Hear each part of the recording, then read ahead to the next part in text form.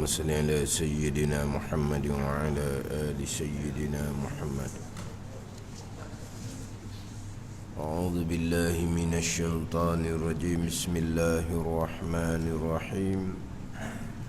الحمد لله رب العالمين، والصلاة والسلام على سيد المرسلين وعلى آله وصحبه أجمعين. رب اشرح لي صدري ويسر لي أمري واحلل عقدة من لساني يفقه قولي. سبحانك لا علم لنا إلا ما علمتنا إنك أنت العليم الحكيم. ولا حول ولا قوة إلا بالله العلي العظيم. Kitab Minhajul Abidin, muka surat 2, baris yang kedua daripada atas. Qala al-muallifu rahimahullahu ta'ala wa nafa'ana bi'ulumihi amin. Bermula segala puji bagi Allah, Tuhan memberi bagi hamba-Nya yang salikin dengan Minhajul Abidin. Bermula segala puji bagi Allah. Ini terjemahan daripada Alhamdulillahilladzi manaha lis-salikina biminhajil abidin. Terjemahan kepada Alhamdulillah. Sebelum daripada tu terjemahan kepada Bismillahirrahmanirrahim. Bismillahirrahmanirrahim. Alhamdulillahilladzi manaha lis-salikina biminhajil abidin. Terjemah Bismillahirrahmanirrahim. Ku mulai menterjemah kitab ini, kata Syekh Daud Al-Fatani rahimahullah, dengan nama Allah, Tuhan yang amat murah bagi segala hamba-Nya, hamba Allah. Amat murah ni di dalam dunia, lagi amat kasih sayang bagi segala hamba-Nya yang mukminin, hamba yang mukmin jua di dalam negeri akhirah. Pemurah Allah kepada segala hamba, mukmin ke tidak mukmin ke, Allah pemurah belaka. Pemurah Allah umum. Adapun rahim Allah, kasih sayang Allah, buat baik Allah hanya bagi hamba yang mukminin jua. Khas, tertentu kasih sayang Allah, buat baik Allah kepada hamba yang mukmin jua, di mana di dalam negeri akhirah. Ini terjemahan biasalah, pemurah penyayang. Di terjemahan Ar-Rahman Ar-Rahim ini banyak, tapi yang biasa kita terjemah adalah pemurah penyayang.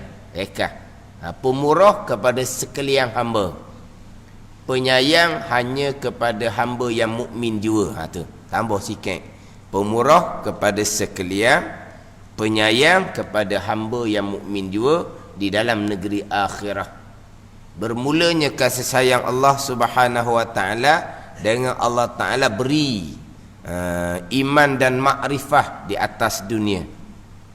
Allah beri iman dan makrifah atas dunia. Bermula kasih sayang Allah Subhanahu wa ta'ala, kemudian kasih sayang Allah mematikan dalam iman, kasih sayang Allah memasukkan orang mati dalam iman ke dalam syurga. Itu rahim, kasih sayang Allah Subhanahu wa ta'ala. Ini terjemahan biasa, pemurah penyayang. Tapi ada juga orang kata tak boleh terjemah dengan pemurah penyayang. Pemurah penyayang ni hak manusia. Pak mak tu pemurah sungguh. Ibu tu penyayang. Tu manusia, dia kata. Mana boleh samakan Allah dengan manusia duk pemurah penyayang? Lepas tu macam mana nak terjemah Ar-Rahman Ar-Rahim? Ar-Rahman Ar-Rahman nah. Pemurah penyayang nah. Sama tak akan sama. Sebab pemurah seseorang taufik hidayah Allah. Pemurah seseorang dengan harta, dengan tenaga, contohnya harta tenaga daripada Allah Subhanahu wa taala. Pemurah Allah hak dia belaka, nak sama kok mana? Pemurah kita taufik hidayah Allah. Kalau Allah tidak beri taufik hidayah, sayang kitanya, kedekut kitanya, takkan ada pemurahnya. Jadi pemurah kita adalah taufik hidayah Allah. Pemurah kita contoh dengan harta milik Allah hakikinya. Milik kita ni letak jadi kitanya, bukan milik hakiki. Pemilik hakiki, tuan hakiki adalah Rabb. Rabb tu tuan hakiki. Tapi kita pun dikatakan pemilik juga, tuan juga. Mana orang tak boleh nak setuh, tak boleh nak kosek hak barang bawah milik kita. Barang hak milik kita sebagai tuan, orang tak boleh nak kosek. Tapi walaupun kita dipanggil pemilik, kita dipanggil tuan, tapi bukan hakiki. Letak sahaja di kita nisbah hukum syarak. Nisbah hukum syarak. Tapi pemilik hakiki, tuan hakiki, Rabbil Alamin, Allah Subhanahu wa taala. Jadi hak ada di kita tu milik Allah. Di pemurah kita dengan barang milik Allah. Pemurah Allah hak dia sendiri. Tak sama. Penyayang Allah memberi taufik hidayah dengan iman dan makrifah. Penyayang ibu boleh beri tak taufik hidayah kepada anak supaya beriman dan makrifah? Tak boleh. Penyayang Allah mematikan dalam iman. Penyayang ibu tak boleh nak buat tu. Cuma berdoa je. Penyayang Allah dengan memasukkan ke dalam syurga, ibu tak boleh nak buat seumpama tu. Jadi kalau kata Allah penyayang, ibu penyayang, bunyi je lah. Bunyi sama. Tapi bukan sama sungguh, tak apa tu. Bukan sama sungguh tu, tak apa. Ada ni. Ini siapa peringkat? Ibu penyayang, syirik. Tak boleh. Sebab apa menyamakan ibu dengan Allah penyayang? Tu salah dah lalu pula tu. Ni ada dalam ajaran seumpama ni. Pak mak kaya, tak boleh. Pak mak kaya. Al-Ghaniyu asma' Tuhan.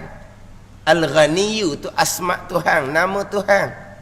Tuhan yang kaya, tiba-tiba pak mak kaya. Syirik dia kata. Tu kaya bukan hakiki, tak apa-apa tu. Tak boleh kata ibu penyayang, tak boleh kata pak mak kaya, tak boleh kata pak mak pemurah. Sebab apa? Sebab mensyirikkan dengan Allah Subhanahu wa taala. Dah tu bunyi sama. Allah ada, kita ada. Allah ada wajib, kita ada harus diadakan oleh Allah. Allah kekal, syurga neraka kekal. Syurga neraka kekal tu Allah yang buat. Kekal syurga neraka itu hak asalnya kekal harus. Tapi bila Quran ayat khalidina fiha kekal, maka kekal pun kerana Allah yang kekalkan, takkan sama. Allah bersifat dengan sifat kudrah, kita pun bersifat dengan sifat kudrah. Sifat kudrah Allah qadim, mengadakan segala-gala. Sifat kudrah kita baharu yang Tuhan letak di tubuh kita, yang tak bekas sama sekali. Allah mengetahui, kita pun mengetahui juga. Kita pun mengetahui juga. Mengetahui Allah sedia kala, mengetahui Allah meliputi, mengetahui Allah tidak terhingga banyaknya, mengetahui kita baharu sedikit pun dikurniakan oleh Allah Subhanahu wa taala. Tak sama tu. Dia tak lehnya sama sungguh-sungguh. Hanya sama pada sebutan, tak ada salah. Sama pada sebutan, tak ada salah. Sebab ni kita mudah jelas, mudah faham ni. Pemurah, penyayang. Tu jelaslah hak makhluk ni bukan hakiki pun. Allah ada, Allah kekal, Allah kuasa. Kita pun ada, kekal, kuasa. Kekal ni syurga neraka lah. Ahli syurga neraka kekal. Tu kita faham molek tu, waktu muhkamah jelas maksudnya. Tu jelas maksud. Allah ada, kita ada, tu jelas maksud. Hak mutasyabihat tu cerita lain, hak tu pulaknya. Habis. Jadi kita hak biasa terjemah dengan pemurah dan penyayang. Yang mana kita maklum tiap-tiap perbuatan yang penting pada syarak, yang bernilai pada syarak, disunatkan memulai dengan Bismillahirrahmanirrahim. Jadi mana-mana kita adalah di permulaannya Bismillahirrahmanirrahim. Kalaulah kita terjumpa kitab yang terus kepada kandungan, tidak ada bismillah di awalnya. Kalau jumpa kitab seumpama tu, ada kitab-kitab Jawi, tulisan tangan, ada kadang-kadang yang mana terus kepada kandungan kitab. Tidak ada di awalnya Bismillahirrahmanirrahim, tidak ada Alhamdulillah contohnya. Maka kita tanggung tuang kitab memulai Bismillah dengan sebut dengan lidah sahaja, tidak ditulis. Gitu je. Jangan kita kata kitab apa gini ni, tak boleh nak pakai, tak ada berkat kitab ni, sebab pengarang tidak memulai dengan Bismillahirrahmanirrahim. Kita kena letak pengarang memulai bismillah dengan zikir lisan sahaja tanpa menulis. Kena bersitulah. Sebab kita nak catat apa-apa pun kita Bismillahirrahmanirrahim. Takkanlah pengarang kitab nak memulai karangan kitab tanpa Bismillahirrahmanirrahim. Ke mana kita ni? Kalau tulis mula dengan bismillah ke dah? Tapi kalau hak pecek telefon tu bismillah dah tu. Hak WhatsApp tu lah bismillah dah. Bismillah dah tu. Hak tu tak ada nak bismillah dah. Dia laju ke mana tu. Tak ada nak bismillah. Jadi maknanya kalaulah jumpa kitab yang tak ada bismillah, kita tanggung bahawa pengarang memulai bismillah juga, tapi cuma tak tulis. Sebab apa? Sebab perbuatan yang baik disunatkan memulai dengan Bismillahirrahmanirrahim.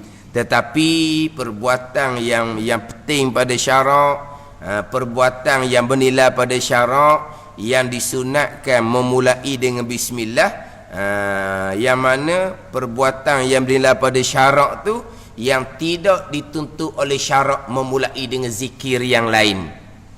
Kalaulah perkara kebaikan tu yang mana dituntut oleh syarak memulai dengan yang lain, maka tidak disunatkan kita memulai dengan bismillah. Contohnya sembahyang. Sembahyang, iza qumta ila salah fakabbir, Nabi kata. Maka hendaklah kamu takbir. Bila kamu hendak mendirikan sembahyang, maka Nabi kata, maka hendaklah kamu takbir. Jadi sembahyang ni sudah ada tuntutan dimulai dengan takbiratul ihram. Maka tidak disunatkan kita mulai dengan bismillah. Ada ni. Secara umumnya kita sebut tiap-tiap perbuatan yang bernilai pada syarak, perbuatan yang tidak makruh, tidak haram, disunatkan kita mulai dengan bismillah. Perbuatan yang bernilai pada syarak ni yang memang tidak dituntut memulai dengan yang lain. Kalau sembahyang syarak sudah menuntut kita memulai dengan takbir, maka kita tidak disunatkan mulai dengan Bismillahirrahmanirrahim. Tidak disunatkan. Tapi kalau kita Bismillahirrahmanirrahim juga, tak kata berdosa, tapi tak sunat.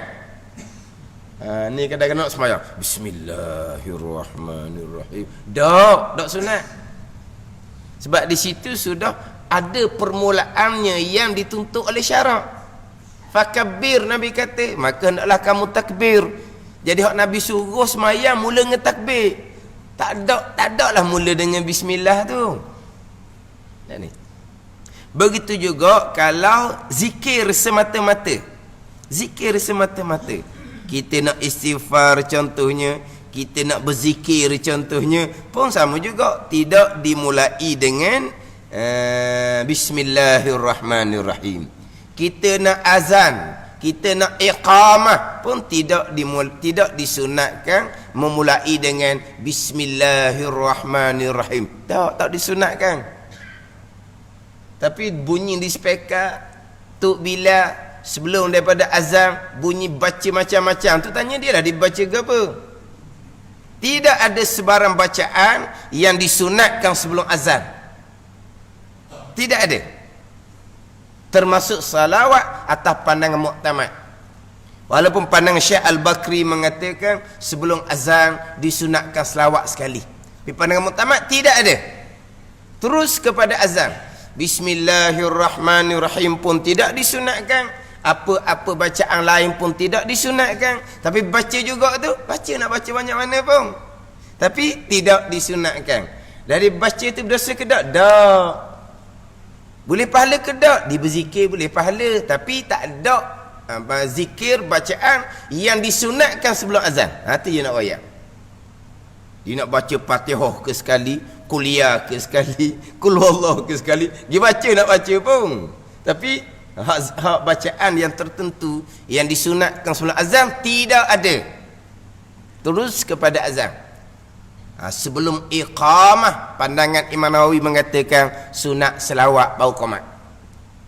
Tapi tidak disunatkan memulai dengan bismillahirrahmanirrahim, tidak. Gimana?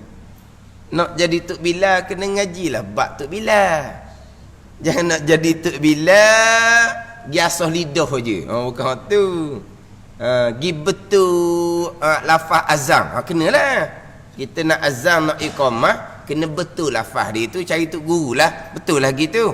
Tapi hak dia punya aturan lain tu kena ngaji lah kata. Nak jadi Bilal Muazzin ni bukan hanya nak pastikan bahawa lafaz azan, lafaz iqamah kita betul, tu mestilah juga. Tapi kena belajarlah aturan-aturan yang lain. Jadi sebelum azan iqamah pun tidak disunatkan memulai dengan bismillahirrahmanirrahim.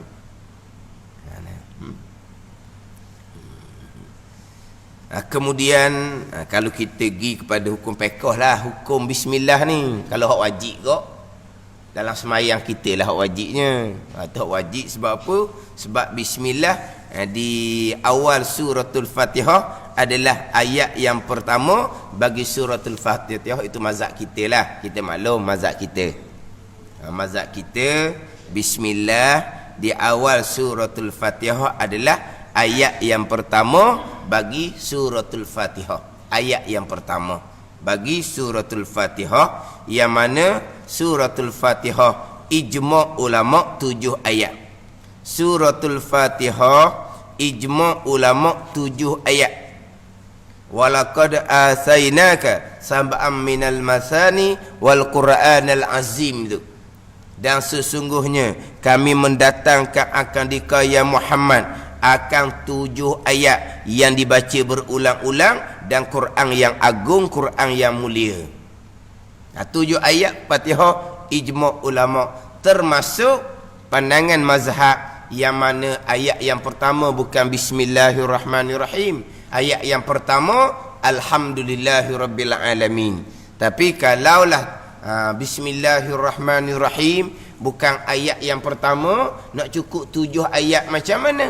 Dah kata suratul Fatihah ijma' ulama 7 ayat. Kalaulah bismillahirrahmanirrahim ayat yang pertama, cukuplah 7 ayat. Siratal ladzina an'amta alaihim ayat yang ke-7. Tapi kalau ayat yang pertama alhamdulillahirabbil alamin, jadi 6 dah lah. 7 ijma' ulama 7 kok mana kurang dah 1 tu. Dimulai ayat yang pertama dengan alhamdulillahirabbil alamin. Jadi atas pandangan bismillah ni alhamdulillahirabbil alamin ayat yang pertama, siratal ladzina an'amta alaihim ayat yang ke-6, di situ tempat wakaf. Ghairil maghdubi alaihim permulaan ayat balik ayat yang ke-7. Ada ni. Kita dalam Quran kita baca tu tak ada siratal ladzina an'amta alaihim, tak ada situ bulan ada nombor ayat yang ke-7, tidak ada di situ. Ayat yang ke-6 tidak ada di situ. Tak ada ni. Tapi atas pandangan Alhamdulillahi rabbil alamin ayat yang pertama, siratal ladzina an'amta alaihim ayat ke-6, di situ tempat wakaf. Ada ni. Ghairil maghdubi tu ayat baru, permulaan ayat yang ke-7. Tetapi dalam Al-Quran kita boleh tengoklah, dia ada bulat. Bismillahirrahmanirrahim nombor 1. Alhamdulillahirabbil alamin nombor 2. Dalam tu. Adapun kalau kita tengok surah lain, Bismillahirrahmanirrahim kosong. Alif lam mim 1. Pasal tak? Quran kita duk baca tu kan. Surah yang pertama Fatihah, Bismillahirrahmanirrahim bulat 1. Alhamdulillahirabbil alamin bulat 2. Tapi cuba tengok Bismillah Al-Baqarah tu, Bismillahirrahmanirrahim bulat kosong, tak ada nombor. Alif lam mim tu bulat ayat yang pertama.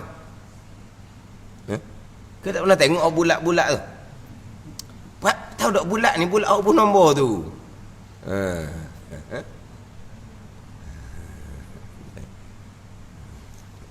Dia jumhur kebanyakan mazhab bismillah di tiap-tiap awal surah, kecuali suratul Fatihah bukan ayat yang pertama bagi tiap-tiap surah, melainkan bismillah di awal Fatihah menjadi ayat yang pertama dalam mazhab Syafi'i kita dan juga dalam mazhab Hambali. Adapun bismillah di tiap-tiap awal surah, mazhab Syafi'i sahaja yang menyatakan bahawa bismillah di tiap-tiap awal surah adalah ayat yang pertama bagi tiap-tiap surah. Lepas tu kadang-kadang kalau kita tengok dalam orang biasa duk baca terjemahan Pimpinan Rahman, cuba tengok molek suratul Ikhlas 5 ayat gitu leh, 4 dia tak masuk bismillah. Sekarang ni kalau suratul Fatihah 7 ayat dimulai dengan Bismillahirrahmanirrahim. Kalau surah-surah yang lain macam surah yang paling pendek, surah Al-Kautsar, ditulis 3 ayat, wala 4 ayat dengan bismillah, tapi bismillah tak kira. Surah-surah lain pun sama. Suratul Ikhlas berapa? 4 tanpa bismillah. Dia kata 4, padahal 5 berserta dengan bismillah. Ada kebanyakan gitu. Kebanyakannya bismillah di awal surah-surah yang lain bukan ayat yang pertama. Bismillah sebelum Fatihah sahaja ayat yang pertama bagi suratul Fatihah di sisi mazhab Syafi'i dan di sisi mazhab Hambali. Adapun bismillah di awal surah yang lain hanya di sisi mazhab Syafi'i juga menjadi ayat yang pertama bagi tiap-tiap surah. Yang mana dalam Al-Quran kita maklumlah 113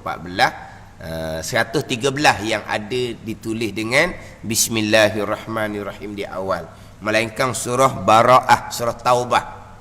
Surah Bara'ah, surah Taubah tidak ada bismillah di awalnya. Tidak ada bismillah di awal surah Bara'ah, surah Taubah. Setengah mengatakan surah Bara'ah ni kerana surah yang mengandungi peperangan. Setengah mengatakan surah Bara'ah ni sambungan pada surah Al-Anfal. Itu kata setengah. Bukan satu surah yang baru, maka tidak ada bismillah di situ. Bahkan kalau kita pergi baca bismillah di permulaan surah Bara'ah, hukumnya adalah makruh. Kalau kita mula juga dengan bismillah di awal surah Bara'ah, hukumnya adalah makruh.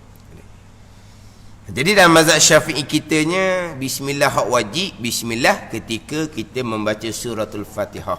Kita wajib membaca Bismillahirrahmanirrahim, tetapi kita tidak wajib i'tiqad. Kita tidak wajib i'tiqad bismillah itu ayat Al-Quran. Cuma kita wajib beramal. Beriktikad tak wajib. Kita wajib beramal dengan memulai suratul Fatihah dengan Bismillahirrahmanirrahim. Wajib beramal mengikut pandangan mazhab Syafi'i. Wajib kita beramal mengikut pandangan mazhab Syafi'i. Tapi wajib bagi kita i'tiqad bismillah di awal suratul Fatihah adalah ayat Al-Quran. Kita tak wajib i'tiqad. Kita tak wajib i'tiqad. Sebab apa? Sebab tidak ijma' ulama Bismillah di awal Fatihah adalah ayat Al-Quran. Bismillah hak ayat Al-Qurannya hak dalam suratul Namli tu. Qalat ya ayyuhal mala'u inni ulqiya ilayya kitabun karim innahu min Sulaimana wa innahu bismillahirrahmanirrahim alla ta'lu alayya wa'tuni muslimin. Tu innahu min Sulaimana wa innahu bismillahirrahmanirrahim. Itu ijma' ayat Al-Quran. Suratul Namli tau. Hak perkataan Ratu Balqis. Inni ulqiya ilayya kitabun karim innahu min Sulaimana wa innahu bismillahirrahmanirrahim. Itu ijma' ulama ayat Al-Quran. Adapun bismillah di tiap-tiap awal surah 113 surah tu khilaf ulama. Mazhab Syafi'i ke semua bismillah di tiap-tiap awal surah 113 surah adalah ayat yang pertama bagi tiap-tiap surah. Terutama sekali ayat yang pertama bagi suratul Fatihah yang wajib kita baca ketika kita semayang. Kemudian yang mana kita dituntut memulai dengan bismillahirrahmanirrahim ni bukan perkara-perkara yang makruh, bukan perkara-perkara yang haram lah. Kalau perkara tu makruh, makruh kita memulai dengan bismillah. Kalau perkara tu haram, haram kita mulai dengan bismillah. Tetapi perkara yang makruh, kita makruh memulai dengan bismillahirrahmanirrahim ni makruh asal lah. Dipanggil makruh zati, makruh asal, bukan makruh aridi. Asalnya tak makruh. Makan tak makruh. Tapi benda tu berbau. Jadi makruh kerana dia berbau. Makan jering, makan peta tu lah. Makan buah kedah apa panggil tu. Kan makruh kan? Makan bawang kan makruh kan? Makruh kerana kita makan metoh gitu menyebabkan berbau. Makan tu tak makruh. Kalau bawang tu masuk tak bau tak makruh lah. Jadi makruh di situ bukan makruh asal dia panggil. Makruh aridi kerana sebab lain yang datang. Sebab apa? Sebab berbau. Kalau peta jering tu boleh buat jadi tak bau tak makruh lah. Boleh buat. Kalau bawang tu kita masak tak bau lah. Kalau makan metoh bau-bau. Tapi kalau peta jering tak jadi. Kalau kita jeruk lagi kuat. Kalau jeruk tak bau tak je makan. Tapi kalau jeruk tak bau lah, hilang bau. Rasanya kau berat rasanya. Kau berat tu. Jadi makruh kerana lain, bukan makruh asal. Maka tidak dimakruhkan kita mulai dengan bismillahirrahmanirrahim. Orang makan budu makruh. Patut tak boleh baca bismillah tak. Makruh kerana lain, bukan hukum asal. Cuma makruh asal ni, makruh asal dah tahulah. Jadi nak cari kitab hak makruh asal, makruh zati dia panggil, makruh asal. Makruh asal ni dia kata tengok kemaluan. Makruh tengok kemaluan. Dia pun lama nak tengok, dia pun nak tengok bismillahirrahmanirrahim, boleh buka dia tengok. Makruh. Sebab tengok kemaluan tu makruh. Tengok kemaluan tu makruh. Buka aurah haram. Buka aurah haram. Lepas tu tengok makruh, tengok tanpa buka lah. Tengok ke atas, jangan buka habis. Sebab buka aurah haram. Seorang diri pun ada aurah. Kena ngaji bab aurah ni. Seorang diri pun ada aurah. Dia panggil aurah fil khulwah, dia panggil.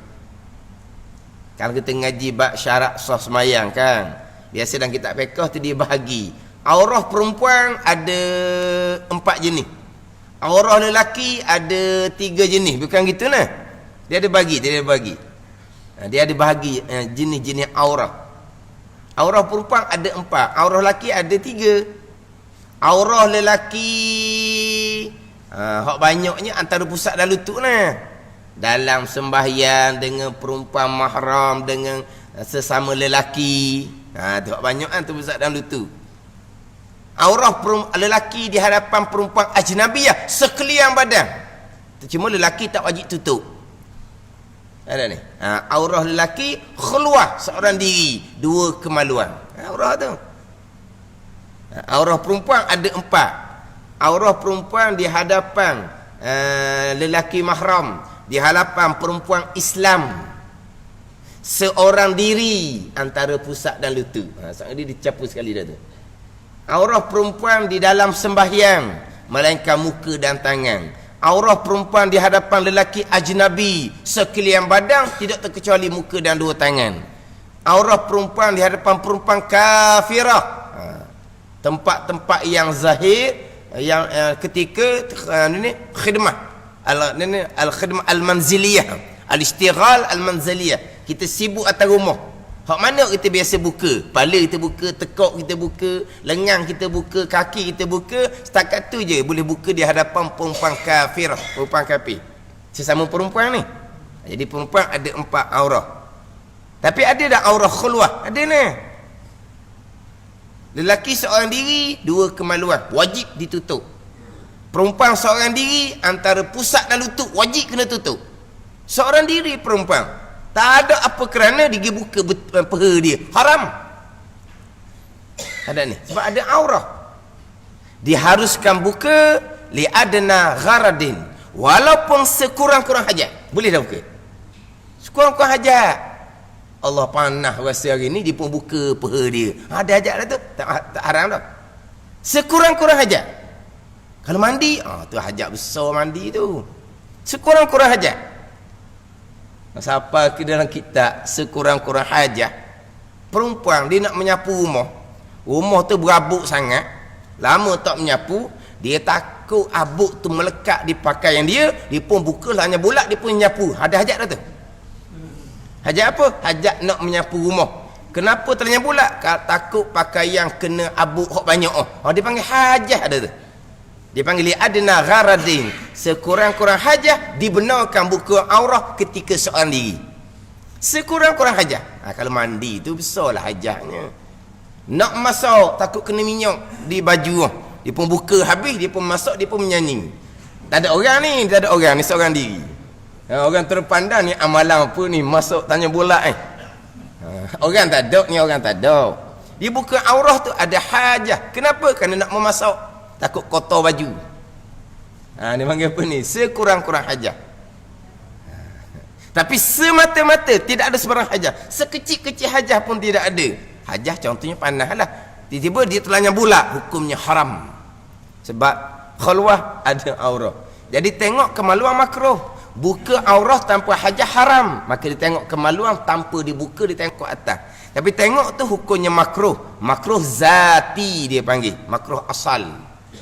Baca bismillah hukumnya makruh. Sama juga dengan kata tadi, perkara haram kita baca bismillah. Haram zati, bukan haram aridi. Dia kita istilah zati dengan aridi ni istilah biasalah. Kalau kita ngaji hukum akal sifat 20 pun ada wajib akal aridi, ada harus wajib, ada wajib akal zati, ada belaka tu. Ada zati, ada aridi tu. Zati hak asal. Hak asal. Aridi ni ni. Macam contoh mudah je. Hukum kita makan, minum, tidur, hak zatinya harus. Ada ni. Makan, minum, tidur, hukum asal harus. Tapi makan, minum kerana apa? Itu aridi. Makan, minum kerana nak sihat, sebab nak buat ibadat. Makan, minum tu jadi ibadah juga. Dia kata harus tadi zati, hukum asal. Tak pandang pada aridi. Ada ni. Tidur harus. Kalau tak tidur mudarat kesihatan, wajib tidur. Dah kata harus, lepas tu kata wajib. Harus hukum asal, zati, ya asal. Dah kata wajib tadi, itu aridi tilik kepada tak tidur mudarat. Pada ni. Tidur tengah hari, tidur harus. Tetapi tidur kerana kita nak dapat qiyamul lail, tidur tu sunat. Aridi itulah tilik pada kerana. Kenapa tidur tengah hari? Tidur tengah hari supaya mata tak mengantuk, sebab malam kat arang rancang nak pergi curi. Tidur tu haram. Dia kata harum hukum asal. Tadi kata haram, haram aridi. Kenapa? Kerana perkara yang datang tu. Tidur kerana malam kat arang nak mencuri. Itu haram lah. Ada ni. Dia ada zati, hak asal. Dia ada hak aridi, hak mendatang. Mana ni? Macam gini contoh. Kalau tanya kita dari segi hukum akal. Hukum akal ada 3. Wajib, mustahil, harus. Kalau tanya kita dari segi hukum akal, hak zati, hak asal, qiyamah, wajib, mustahil, harus. Harus lah. Hukum asal harus.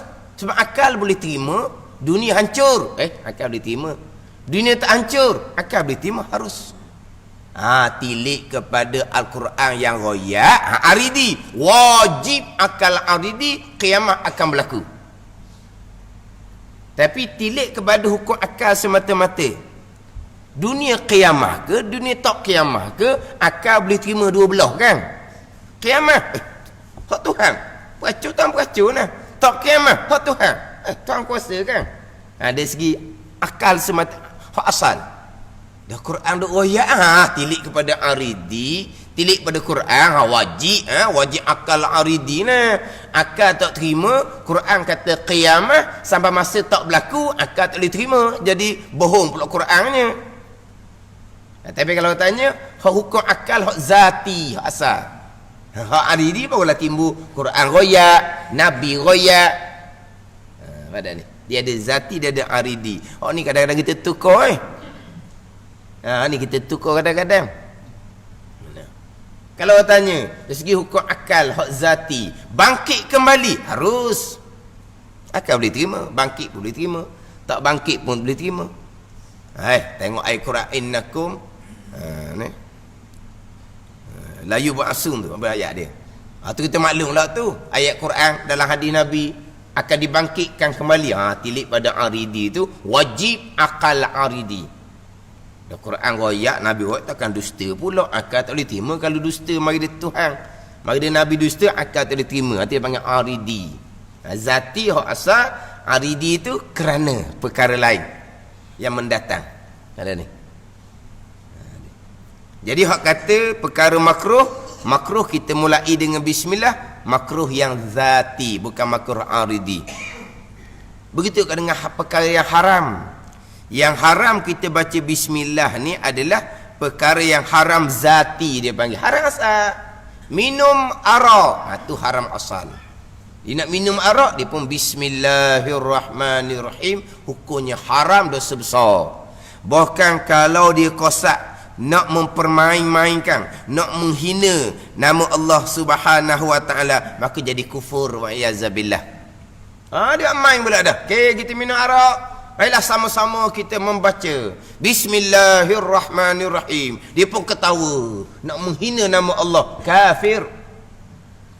Ada ni. Mana kira orang berat-berat ni nak main nama Allah.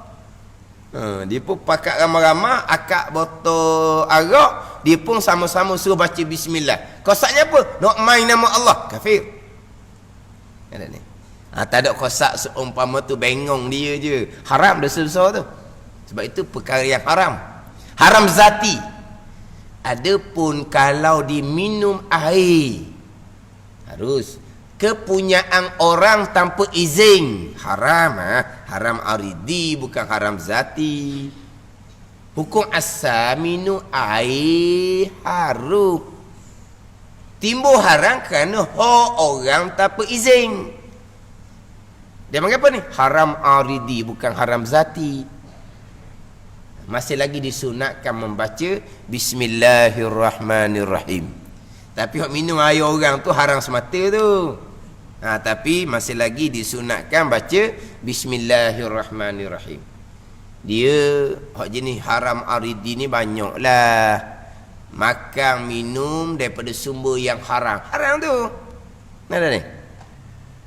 Dia makan minum daripada sumber rasuah. Dia makan minum daripada hak didapat pada masa judi. Haram belaka tu, tapi tu haram already.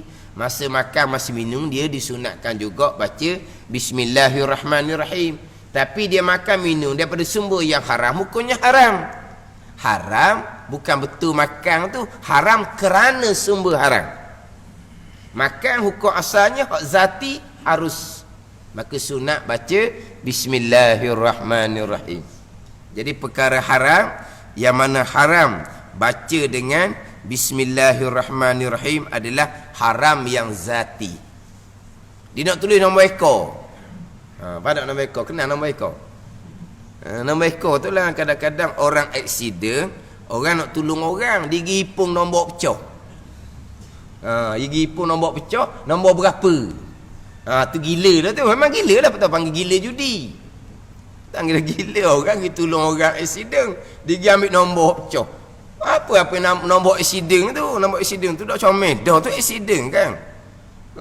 Tu kata gila sungguh lah. Kadang-kadang dia tengok kita baik, mari. Sebut kat nombor. Dan nombor apa? Tak faham mula-mula. Yalah, sebutlah nombor apa, sebut je. Dia ni nak benda lain ni. Kena-kena. Dah gila sungguh lah. Dia nampak baik sikit, dia sebut nombor. Dia tak kata nak nombor, tapi dia sebut kita. Mula tak perasan, lepas tu kenapa dia nak dia nak supaya sebut nombor. Kalau sebut sungguh, naik sungguh, mari pulak lah jumpa. Dia nak kata mana. Ada orang dah gila. Satu tok guru tu memang dikenali dengan karamah. Dia pergi jumpa tok guru, tapi tok guru tu waris dia lah. Waris dia jumpa minta nombor ekor. Dia bengong dah tu. Tok guru pun marah lah, nasihat lah, nak beranak nasihat. Tapi masa tok guru nasihat tu, tok guru tepuk bonet kereta tok guru. Tepuk ni, kalau kita kata marah lah, mengapalah jadi gini. Kena nombor tu naik. Dia kata tak sedar tok guru isyarat sambil nombor kereta tu. Dia punya huraian pula. Gila. Dia punya huraian.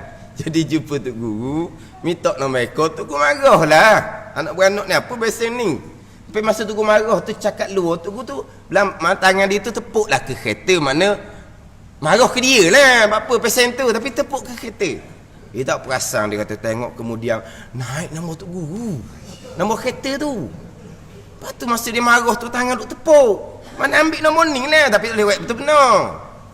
Tu huraian dia. Huraian hak gila tadi tu, huraian dia. Dia tu boleh hurai kot tu. Tapi tok guru tu terkenal. Kalau pergi kebun, kalau tupai duduk kena ayak buah dia, tunjuk je jatuh lah. Tu karamah dia. Tapi tak tahulah dia punya ni gila ni punya. Dia tak perasan pun, dia tak beli, tapi dia tahulah nombor tok guru tu nombor berapa. Dia tahulah waris dia. Dia tahu. Dia tengok naik nombor tu kata dia. Tok guru isyarat dah, tapi kita tak faham dia kata. Dah ni. Tu nombor tu lah naik. Gitu. Ya terang-terang syubhat lah pulaknya. Ni. Tu dah tahulah betul kedok tu. Tapi itu surahan orang hak gila ni tu. Tergamuk jumpa tu minta nombor ekor. Ni. Jadi dia nak tulis nombor ekor, dia pun baca bismillahirrahmanirrahim supaya betul nombor tu. Haram lah. Ada ni. Sebab apa? Berjudi tu haram zati, dia panggil haram asal. Maka haram memulai dengan bismillahirrahmanirrahim. Dia nak buka rumah, nak buka pintu rumah orang, nak curi, bismillahirrahmanirrahim. Dak kuci ni berkat bismillah ni. Jangan. Sebab apa? Mencuri itu haram zati, dia panggil haram asal. Haram memulai dengan bismillahirrahmanirrahim. Jadi kalau kita dalam kitab-kitab dia akan pecah hukum. Bismillah hak wajib, bismillah hak sunat, bismillah hak haruh, bismillah hak makruh, bismillah hak haram. Ada ni. Ada bismillah yang tidak disunatkan. Ataupun kita kata perkara tu bukan perkara yang haram. Bukan perkara yang haram, tapi perkara yang safasif dia panggil. safasiful umur, perkara yang lekeh, perkara yang hina, maka tidak disunatkan kita baca bismillah. Kita nak menyapu rumah, tak sunat baca bismillah. Kita nak berludah, tak sunat baca bismillah. Kita nak kentu, tak sunat. Dalam kitab belaka tu. Takut akak punggung, bismillahirrahmanirrahim, pung sekali. Dah sunat. Tak sunat. Tapi perkara tu bukan makruh, bukan haram pun. Kentut makruh ke? Tapi tak sunat. Sebab apa? Benda tu benda yang hina lah. Sapu rumah semata-mata tu bukan benda hina. Sapu hok capu dengan najis. Mana kalau rumah tu capu dengan najis apa semua, tak sudah baca bismillah lah. Setengahnya kalau kita kata orang jenis kebung ni dia jenis main dengan baja tahi. Dia nak capu je tahi tu, tak sunat juga tu baca bismillah. Nak basuh berok anak, tak sunat baca bismillah. Sebab apa? Itu dia panggil benda-benda yang safasif, benda-benda yang hina. Maka walaupun perkara itu tidak haram, walaupun perkara itu tidak makruh, tetapi tidak disunatkan kita baca bismillahirrahmanirrahim, kerana kita nak pelihara nama Allah Subhanahu wa taala pada perkara-perkara yang rendah, perkara yang tidak mulia dalam agama. Ni cerita bab hukum bismillah. Jadi kita bismillah ni 3 minggu dah ni. Dah masuk lagi alhamdulillah. Bismillah 3 minggu. Dah kita kuliah subuh pukul 7 kita berhenti. Gitu je. Subuh awal sikit boleh lama sikit. Kalau subuh lewat sekejap je lah. Kadang-kadang tak sampai setengah jam. Kalau subuh tu lewat tak sampai setengah jam. Pukul 7 berhenti. Ni subuh awal sikit, boleh panjang sikit lah. Kemudian hak terjemahan kepada alhamdulillahillazi manahalis salikina bimin hajil abidin, kita baca semula lah terjemahan dia. Bermula segala puji bagi Allah. Allah mana ni? Tuhan yang memberi bagi hambanya yang salikin, memberi dengan minhajil abidin, dengan kitab minhajil abidin. Wallahu alam. Bismillahirrahmanirrahim. Alhamdulillahi rabbil alamin, wassalatu wassalamu ala sayyidil mursalin wa ala alihi wa sahbihi ajma'in. Allahumma aftah alaina futuhal arifin, Allahumma allimna ilma akdamin, wa fahimna famasabikin, warzuqna ruqat talibin.